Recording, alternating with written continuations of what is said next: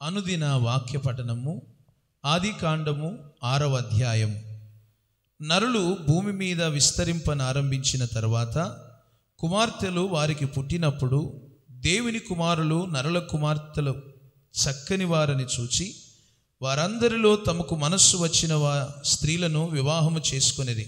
అప్పుడు యెహోవా, నా ఆత్మ నరులతో ఎల్లప్పుడూ వాదించదు, వారు తమ అక్రమ విషయములో నరమాత్రులై ఉన్నారు. అయినను వారి దినములు 120 ఏండ్లగునెను. ఆ దినములలో నెఫెలులనవారు భూమి మీద నుండిరి, తరువాతను ఉండిరి. దేవుని కుమారులు నరుల కుమార్తెలతో పోయినప్పుడు వారికి పిల్లలను కనిరి. పూర్వకాలమందు పేరు పొందిన శూరులు వీరే. నరుల చెడుతనము భూమి మీద గొప్పదనియు వారి హృదయము యొక్క తలంపులలోని ఊహ అంతయు ఎల్లప్పుడూ కేవలము చెడ్డదనియు యెహోవా చూచి తాను భూమి మీద నరులను చేసినందుకు యెహోవా సంతాపము నొంది తన హృదయములో నొచ్చుకొనెను. అప్పుడు యెహోవా, నేను సృజించిన నరులను, నరులతో కూడా జంతువులను, పురుగులను, ఆకాశ పక్షాదులను భూమి మీద నుండకుండా తుడిచివేయుదును. ఏలయనగా నేను వారిని సృష్టించినందుకు సంతాపము నొంది ఉన్నానెను. అయితే నోవహు యెహోవా దృష్టి యందు కృప పొందినవాడాయెను. నోవహు వంశావళి ఇదే.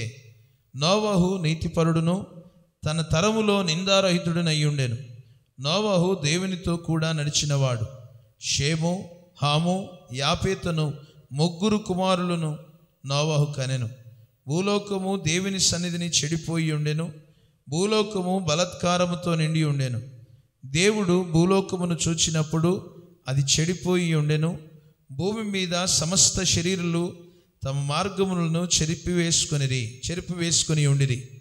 దేవుడు నోవహుతో, సమస్త శరీరుల మూలముగా భూమి బలాత్కారముతో నిండి ఉన్నది కనుక నా సన్నిధిని వారి అంతము వచ్చి ఉన్నది. ఇదిగో వారిని భూమితో కూడా నాశనము చేయుదును.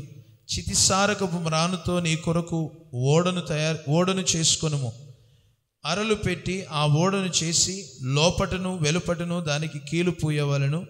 నీవు దాన్ని చేయవలసిన విధమిది: ఆ ఓడ 300 మూరల పొడుగును, 50 మూరల వెడల్పును, 30 మూరల ఎత్తును గలదై ఉండవలను.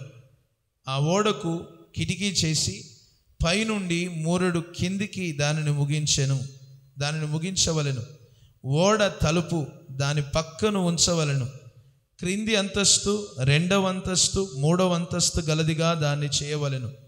ఇదిగో నేనే జీవవాయువు గల సమస్త శరీరాలను ఆకాశము క్రింద నుండకుండా నాశనము చేయుటకు భూమి మీదికి జలప్రవాహము రప్పించుచున్నాను. లోకమందున్న సమస్తమును చనిపోవును.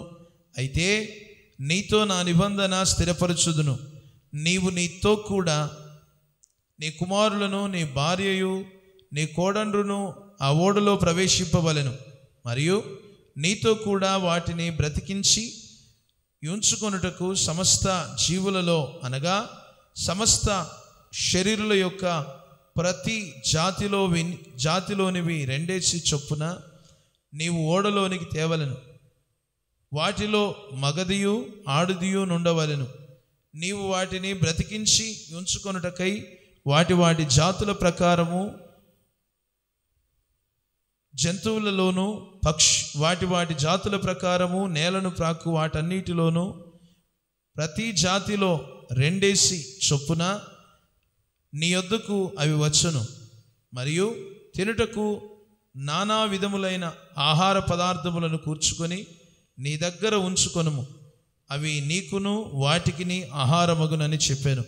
నోవహు అట్లు చేయగా దేవుడు అతనికి ఆజ్ఞాపించిన ప్రకారము యావత్తు చేసెను.